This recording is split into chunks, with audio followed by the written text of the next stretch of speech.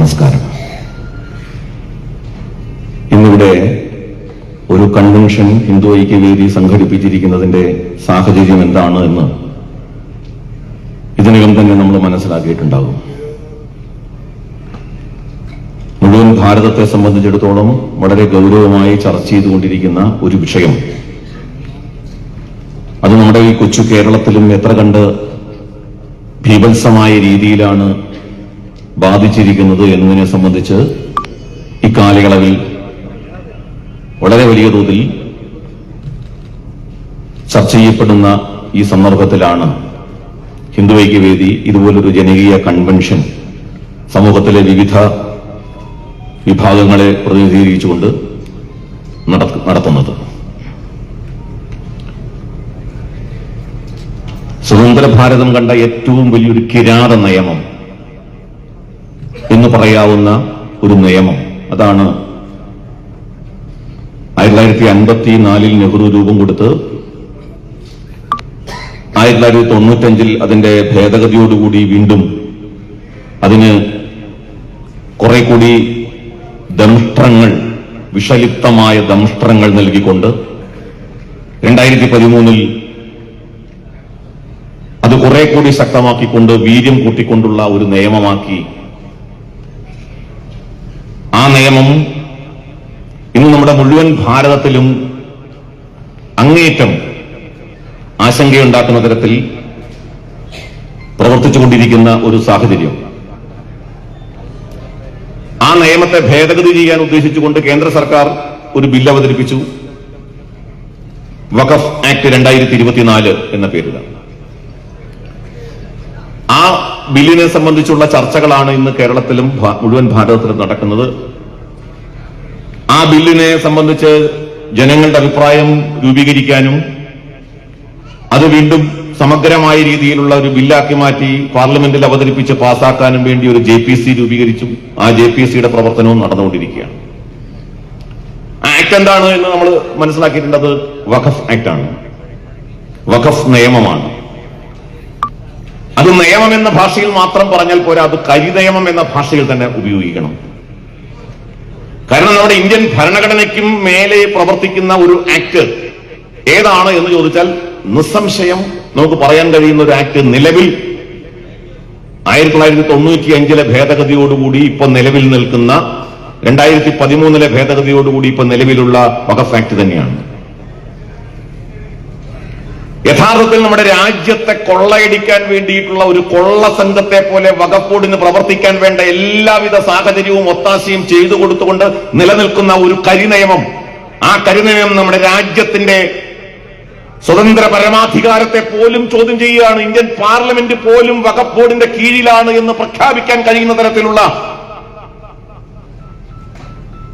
ഒരു ധിക്കാരം വഖഫ് ബോർഡിനെ വെച്ചുകൊടുത്തിരിക്കുന്നത് 1995 ഒരു ഭേദഗതിയാണ്. കോൺഗ്രസ് സർക്കാരിന്റെ കാലത്തുണ്ടാക്കിയ ഒരു ഭേദഗതിയാണ്. ആ ഭേദഗതി ഇന്ത്യൻ പാർലമെന്റ് ഇരിക്കുന്നത്, അതേപോലെ ഇനി നാളെ സുപ്രീം കോടതി ഇരിക്കുന്നത്,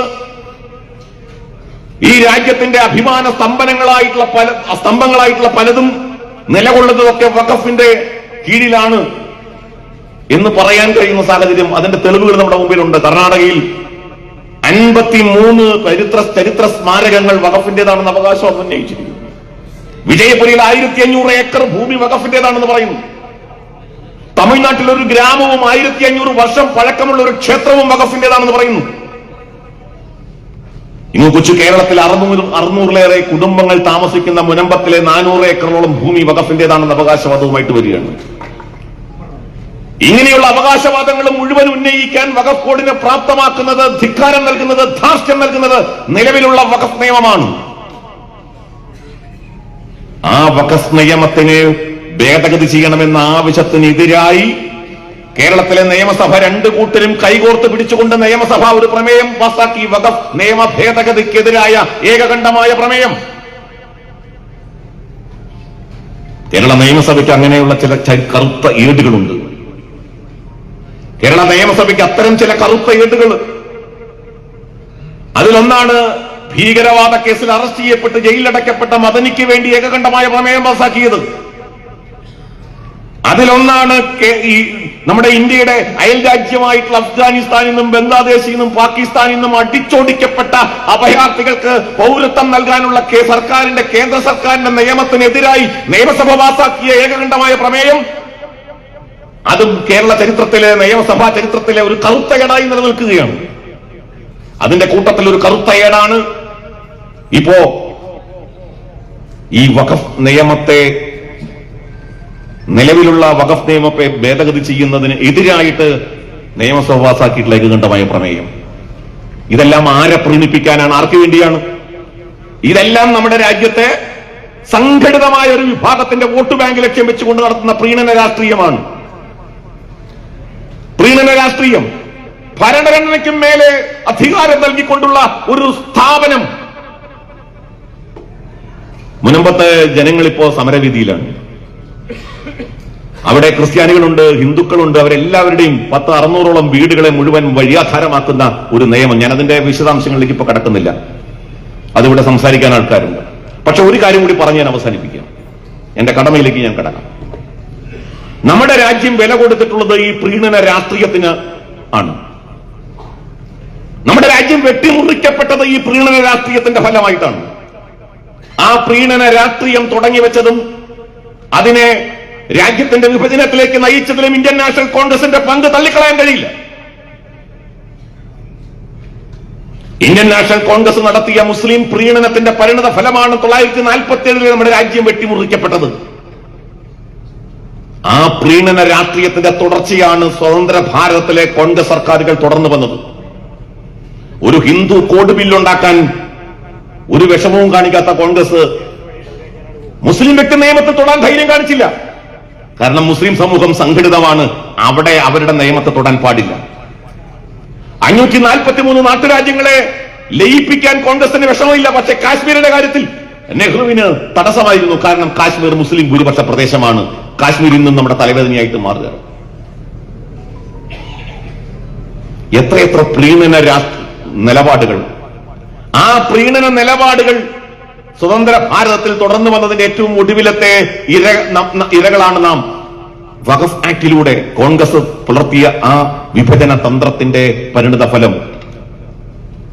ഒരു കാര്യം അസന്നിഗ്ധമായി ഞാൻ കേരള സർക്കാരിനെ ഓർമ്മിപ്പിക്കാൻ ആഗ്രഹിക്കുന്നു, അതേപോലെ നമ്മുടെ നാട്ടിലെ പ്രതിപക്ഷ കക്ഷികളെ ഓർമ്മിപ്പിക്കാൻ ആഗ്രഹിക്കുകയാണ്. അത് കോൺഗ്രസ് ആകട്ടെ, കമ്മ്യൂണിസ്റ്റ് പാർട്ടി ആകട്ടെ. വഖഫ് ആക്ടിന്റെ പേരിൽ ഇനി ഒരു പാകിസ്ഥാൻ ഈ നാട്ടിൽ സൃഷ്ടിക്കാൻ ആരെങ്കിലും സ്വപ്നം കാണുന്നുണ്ടെങ്കിൽ നിങ്ങൾ മൂഢന്മാരുടെ സ്വർഗത്തിലാണ്. ഒരു വലിയ ദേശീയ ശക്തി ഈ വിഭജന തന്ത്രത്തെ ചെറുക്കാൻ കരുത്തുറ്റതായി ഈ നാട്ടിൽ വളർന്നിട്ടുണ്ട് എന്ന് നിങ്ങളെ ഓർമ്മിപ്പിക്കാൻ ആഗ്രഹിക്കുകയാണ്. ഒരു മതരാജ്യമാണ് നിങ്ങൾ സ്വപ്നം കാണുന്നതെങ്കിൽ ആ മതരാജ്യത്തിനുള്ള തിട്ടൂരമാണ് വഖഫ് ആക്ടിലൂടെ നിങ്ങൾ നൽകുന്നതെങ്കിൽ അതങ്ങനെ അനുവദിച്ചു തരാൻ 47 മുമ്പുള്ള ഭാരതമല്ല ഇത്. 47 ശേഷമുള്ള ഭാരതം ഇത് ആണുങ്ങൾ ജീവിക്കുന്ന ഭാരതമാണ്, മറക്കണ്ട. അതുകൊണ്ട് ഈ വഖഫ് ആക്ട് ഭേദഗതി ചെയ്യണമെന്നല്ല സത്യത്തിൽ ഹിന്ദു ഐക്യവേദി ആവശ്യപ്പെടുന്നത്. ഈ കരിനിയമം അങ്ങനെ തന്നെ റദ്ദാക്കണം എന്നാണ്. ഈ ആക്ട് ഭരണഘടനാ വിരുദ്ധമാണ്, ഈ ആക്ട് ജനകീയ വിരുദ്ധമാണ്, ഈ ആക്ട് ജനാധിപത്യ സ്വഭാവത്തിന് നിരക്കാത്തതാണ്. അതുകൊണ്ട് ഇത് അപ്പാടെ തള്ളിക്കളഞ്ഞ് ഏത് ഭൂമിയുടെ മേൽ ആഗ്രഹിച്ചാൽ അതിന് നോട്ടീസ് കൊടുത്ത് സ്വന്തമാക്കാൻ കഴിയുന്ന ഒരു നിയമം. ഞാൻ വി.ഡി. സതീശൻ അടക്കമുള്ള ആളുകളോട് ചോദിക്കുന്നത്, ഈ നിയമം ദേവസ്വം ബോർഡിന് ബാധകമാക്കാൻ നിങ്ങൾ തയ്യാറുണ്ടോ? വഖഫ് ബോർഡിന്റെ ഇപ്പൊ നിലവിലുള്ള നിയമം ദേവസ്വം ബോർഡിനും ബാധകമാക്കണം എന്ന് പറഞ്ഞാൽ വി.ഡി. സതീശന്റെ വീടടക്കം ദേവസ്വം ബോർഡിന്റെ കയ്യിലിരിക്കും. വി.ഡി. സതീശന്റെ പെരുവാരത്തുള്ള ഭൂമി പെരുവാരത്തപ്പന്റേതായിട്ട് മാറും. കാരണം അതെല്ലാം ദേവസ്വം ഭൂമിയാണ്. ദേവസ്വം ആക്ട് വഖഫ് ബോർഡിന്റെ ആക്ടിന് തുല്യമായിട്ട് ദേവസ്വം ആക്ട് ആക്കി മാറ്റാൻ തയ്യാറുണ്ടെങ്കിൽ ഞങ്ങൾ ഇതിന് സ്വാഗതം ചെയ്യാൻ പറ്റുമോ? ലക്ഷക്കണക്കിന് ഏക്കർ ഭൂമിയാണ് ദേവസ്വം ഭൂമി അന്യാധീനപ്പെട്ടിട്ടുള്ളത്. വഖഫ് ആക്ട് പോലെ ദേവസ്വം ബോർഡിന് നോട്ടീസ് അയച്ചാൽ ആ ഭൂമി മുഴുവൻ ദേവസ്വം ബോർഡിന്റേതാകുമെന്നൊരു നിയമം കൊണ്ടുവരാൻ ദേവസ്വം ബോർഡിന് കൊണ്ടുവരാൻ എന്തേ ഇവിടുത്തെ പ്രതിപക്ഷവും ഭരണപക്ഷവും ചെയ്യാനുണ്ടോ? അതുകൊണ്ട് ഞങ്ങളിത് പറയുന്നത്, ഈ നിയമം റദ്ദാക്കി സാധാരണ തരത്തിലുള്ള ഒരു നിയമം, ഇന്ത്യൻ ഭരണഘടനയ്ക്ക് കീഴെ പ്രവർത്തിക്കുന്ന ട്രിബ്യൂണലിന്റെ വിധി അന്തിമമല്ലാതെ അപ്പീൽ കോടതിക്കും കൈകടത്താൻ കഴിയുന്ന പരമോന്നത നീതിന്യായ പീഠമായ സുപ്രീം കോടതിക്കും ആക്സസ് ഉള്ള ഒരു നിയമ സംവിധാനത്തിലേക്ക്, ആക്ടിലേക്ക് വഖഫ് ബോർഡിന്റെ ആക്ട് കൊണ്ടുവരികയും ഈ രാജ്യത്ത് 9.5 ലക്ഷം ഏക്കർ ഭൂമിയാണ് ഇപ്പോൾ നിലവിൽ. ഈ നിയമം പാസാക്കിയതിനു ശേഷം 6 ലക്ഷം ഏക്കർ ഭൂമിയാണ് വർദ്ധിപ്പിച്ചത് വഖഫ് ബോർഡ്. 6 ലക്ഷം ഏക്കർ ഭൂമി.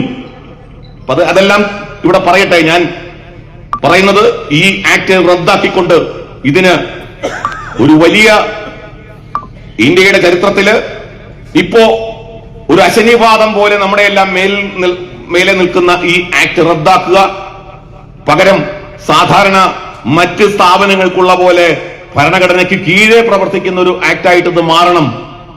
അത്തരത്തിലുള്ളൊരു നിയമനിർമ്മാണത്തിന് കേന്ദ്ര സർക്കാർ തയ്യാറാവണം എന്ന് ആവശ്യപ്പെട്ടുകൊണ്ട് ഞാൻ എന്റെ കടമയിലേക്ക് കടക്കുകയാണ്. ഈ യോഗത്തിന്റെ അധ്യക്ഷത വഹിക്കുന്നത് ഹിന്ദു ഐക്യവേദിയുടെ സംസ്ഥാന വർക്കിംഗ് പ്രസിഡന്റാണ് ശ്രീ വത്സൻ തില്ലങ്കേരി. അദ്ദേഹത്തിന് ഈ യോഗത്തിലേക്ക് ഞാൻ സ്വാഗതം ആശംസിക്കുകയാണ്. ഈ യോഗം ഉദ്ഘാടനം ചെയ്യുന്നത് കേരള ഹൈക്കോടതിയിൽ നിന്നും ജസ്റ്റിസായിട്ട് റിട്ടയർ ചെയ്ത് പിന്നീട് ഹിന്ദു ഐക്യവേദി വിശ്വഹിന്ദു പരിഷത്തിന്റെ സംസ്ഥാന പ്രസിഡന്റായിട്ടൊക്കെ പ്രവർത്തിച്ചിരുന്ന ജസ്റ്റിസ് എം രാമേന്ദ്രൻ സാറാണ്. ബഹുമാനപ്പെട്ട ജസ്റ്റിസ് എം രാമേന്ദ്രൻ സാറിനെ ഈ യോഗത്തിലേക്ക് സ്വാഗതം ചെയ്യുന്നു. നിരവധി പേര് പ്രഭാഷണങ്ങൾക്ക് ഇവിടെയുണ്ട്. അതുകൊണ്ട് ഞാൻ എല്ലാ പ്രഭാഷകന്മാരോടും വിനീതമായിട്ട് എനിക്കൊരു അഭ്യർത്ഥനയുണ്ട്. ഞാൻ ഈ സ്വാഗതം പറയുന്നതിന് മുൻപ് നമുക്കൊരു 10-15 മിനിറ്റിൽ കൂടുതൽ ഇത്രയും പേര് എല്ലാവരും ഓരോ സംഘടനയെ റെപ്രസെന്റ് ചെയ്തു വന്നതുകൊണ്ട് മുഖ്യ പ്രഭാഷണം എന്നുള്ള നിലയ്ക്ക് എല്ലാവരുടെയും മുഖ്യ പ്രഭാഷണമാണ്.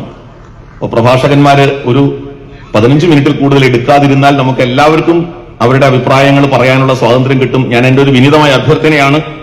അതൊരു എന്താ പറയാ, അപമാനമായിട്ട് ആർക്കും തോന്നരുത് എന്ന് മാത്രം തുടക്കത്തിൽ പറയുകയാണ്.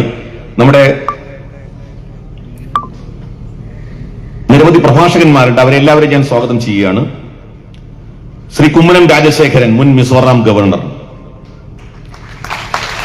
ശ്രീ ഡോക്ടർ KS രാധാകൃഷ്ണൻ, മുൻ PSC chairman and vice chancellor of Sankara university, former vice chancellor. Shri advocate Shone George, BJP ന്യൂനപക്ഷ മോർച്ചയുടെ ചുമതല. ശ്രീ AP അഹമ്മദ്, അദ്ദേഹം വന്നുകൊണ്ടിരിക്കുകയാണ്, ഒരു 11:30 ആകുമ്പോഴേക്ക് എത്തും എന്ന് അദ്ദേഹം പറഞ്ഞിട്ടുണ്ട്. AP അഹമ്മദ് ഒരു സാമൂഹ്യ നിരീക്ഷകനാണ്. പഴയ CPIയുടെ പുരോഗമന കലാസാഹിതിയുടെ സംസ്ഥാന ചുമതലയൊക്കെ വഹിച്ചിരുന്ന ആളാണ്. MV ബെന്നി, അദ്ദേഹം ഒരു സാഹിത്യകാരനാണ്. സാഹിത്യ അക്കാദമിയുടെ ചുമതലയുണ്ടായിരുന്നു. മഹാരാജ് കോളേജിൽ നിന്ന് സൂപ്രണ്ടായിട്ട് വിരമിച്ചു. Shri MV Benny sir. ശ്രീ ആരിഫ് ഹുസൈൻ, അദ്ദേഹം വന്നുകൊണ്ടിരിക്കുകയാണ്, ഒരു 10 മിനിറ്റ് കൊണ്ട് ഇവിടെ എത്തും എന്ന് അദ്ദേഹം പറഞ്ഞു. ഒരു സാമൂഹ്യ നിരീക്ഷകനാണ്, എക്സ് മുസ്ലിം, അതേപോലെ എസൻസ് ഗ്ലോബൽ തുടങ്ങിയിട്ടുള്ള സംഘടനകളുടെ പ്രതിനിധിയാണ് അദ്ദേഹം. അഡ്വക്കേറ്റ് തോമസ് മാത്യു, സൺ ഇന്ത്യയുടെ ജനറൽ സെക്രട്ടറി, പ്രസിഡന്റാണ് അദ്ദേഹം. പഴയ കോൺഗ്രസ് അല്ല, ഇപ്പോഴത്തെ കോൺഗ്രസിന്റെ DCC വൈസ് പ്രസിഡന്റ് ആയിരുന്നു, ഇപ്പൊ അല്ല. പത്മശ്രീ MK കുഞ്ഞോൽ മാഷ്, നേരത്തെ പറയേണ്ടതായിരുന്നു, കുഞ്ഞോൽ മാഷ് നമ്മുടെ ഹിന്ദു ഐക്യവേദിയുടെ രക്ഷാധികാരിയും നമുക്ക് എല്ലാവർക്കും പരിചിതനുമാണ് അദ്ദേഹം. ശ്രീമതി KP ശശികല ടീച്ചർ, ഹിന്ദു ഐക്യവേദിയുടെ സംസ്ഥാന മുഖ്യ രക്ഷാധികാരി. ശ്രീ KV ശിവൻചേട്ടൻ, സാമൂഹ്യനീതി കർമ്മസമിതിയുടെ ചെയർമാനാണ്. കൂടാതെ ഇവിടെ 2 പ്രമേയങ്ങളുണ്ട്. ആ പ്രമേയം അവതരിപ്പിക്കുന്നത് ഒന്ന് ഹിന്ദു ഐക്യവേദിയുടെ സംസ്ഥാന വക്താവ് ES ബിജുചേട്ടനുണ്ട്. 2 P സുധാകരൻ, സംസ്ഥാന ജനറൽ സെക്രട്ടറി സുധാകർജിയുണ്ട്. വിവിധ ഹിന്ദു സംഘടനകൾ നമ്മുടെ ഈ ഒരു സമ്മേളനത്തിൽ എത്തിയിട്ടുണ്ട്. ഞാൻ എല്ലാവരുടെയും പേരിൽ പറഞ്ഞിട്ട് സ്വാഗതം എന്ന് പറയുന്നില്ല, ഒറ്റയടിക്ക് ഞാൻ അവസാനം സ്വാഗതം എന്ന് പറഞ്ഞോളാം. Shri S Sudheer, Kudumbi federation general secretary. Advocate TR Madhu, Vishwakarma service society president. Shri SJR Kumar, Sabarimala കർമ്മസമിതി. ജോസഫ് ബെന്നി, സമരസമിതിയുടെ കൺവീനറാണ്, അദ്ദേഹം വന്നുകൊണ്ടിരിക്കുന്നു പറഞ്ഞു. KB Sudheer, Akhila Kerala Dheevara Mahasabha. AK Vijayanath, Kerala Vishwakarma Mahasabha president. Unnikrishnan Namboothiri, all Kerala Brahman federation general secretary. PB Karunadas, Kerala Ganaka Mahasabha general secretary. പേര് പറയുന്നവരൊന്ന് എഴുന്നേറ്റ് നിൽക്കണേ please. BK Velayudhan, Harijan Samajam president. Subramanian Moosa, ദേശീയ ഉപാധ്യക്ഷൻ, നാട്ട് കേരള ബ്രാഹ്മൺ ഫെഡറേഷൻ. അദ്ദേഹം ഹിന്ദു ഐക്യവേദിയുടെ സംസ്ഥാന വൈസ് പ്രസിഡന്റ് കൂടിയാണ്. ശാരംഗരൻ Thampi, Vilkuruppu Sabha senior vice president. KK Mohanan, Kerala Malayala Mahasabha president, Mahasabha രക്ഷാധികാരി. PC Baby, Kerala Velar society vice president. Venu KG Pillai, all India Vellala Sabha federation president. Sundar Rao, Udupi Bandhubrahmana Samajam secretary. Rangadasa Prabhu, Gowda Saraswatha Brahmana Sabha. NM Suresh, Vishwabrahmana Samooham president. Viswanathan KP, Akhila Kerala Kurumi Kshatriya Kshemasabha general secretary. Babu KPMS assistant secretary. Thalava Sahadevan, Pana development association president. P Ramachandran, NSS Ernakulam Karayogam general secretary. Sugunan master, Kerala Velan Mahasabha president. Advocate Muralidharan, Samajika Samarasatha. Madhusudanan, Vanika Vaishya Samajam joint secretary. KT Mani, Akhila Bharatiya Kumbhar Mahasangh general secretary. PG Sasheendran, Kerala Panditar Mahasabha president. Advocate SRK Prathapan, Yadava Sabha secretary. C Bhaskaran, പത്മചാര്യ സംഘം ദേശീയ secretary. T Raveendran, SC/ST പുലയോദ്ധാരണ സഭ. IT Purushan, Pattika Janasamajam general secretary president. KK Vamalochanan, Pandit Karuppan Samajam president. MK Ambedkar, Harijan Samajam. VHP NR Sudhakaran, സംസ്ഥാന secretary. പറഞ്ഞില്ല. സമാപന സന്ദേശം നൽകുന്നത് നമ്മുടെ രാഷ്ട്രീയ സ്വയം സേവക സംഘത്തിന്റെ ക്ഷേത്രീയ കാര്യവാഹ് ശ്രീ M രാധാകൃഷ്ണേട്ടനാണ്. ഈ പറഞ്ഞ എല്ലാവരെയും ഞാൻ ഒറ്റ വാക്കിൽ സ്വാഗതം ആശംസിക്കുന്നു. കൂടാതെ ഇവിടെ വേദിയിൽ ഇരിക്കേണ്ട പോലെ പലരും പല സംഘടനയുടെയും ചുമതലപ്പെട്ടവര് സദസ്സിലിരിക്കുന്നുണ്ട്. ഈ വേദിയിൽ ഇരിക്കേണ്ടവരെ പേര് വിളിച്ചവരാരെങ്കിലും സദസ്സിലുണ്ടെങ്കിൽ ദയവായി വേദിയിലേക്ക് കടന്നു വരണം. പേര് വിളിച്ചവരാരെങ്കിലും ഉണ്ടെങ്കിൽ ദയവായി വേദിയിലേക്ക് കടന്നു വരണം. കൂടാതെ ഈ സമ്മേളനത്തിലേക്ക് എത്തി ഈ സമ്മേളനം വിജയപ്രദമാക്കാൻ ഈ ഹോള് നിറയുന്ന തരത്തിലേക്ക് ഇവിടെ എത്തിച്ചേർന്നിട്ടുള്ള എല്ലാ ജനാധിപത്യ വിശ്വാസികളെയും നീതിയിൽ വിശ്വാസമർപ്പിക്കുന്നവരെയും എല്ലാവരെയും ഞാൻ സഹൃദയം സ്വാഗതം ചെയ്യുന്നു. നന്ദി, നമസ്കാരം.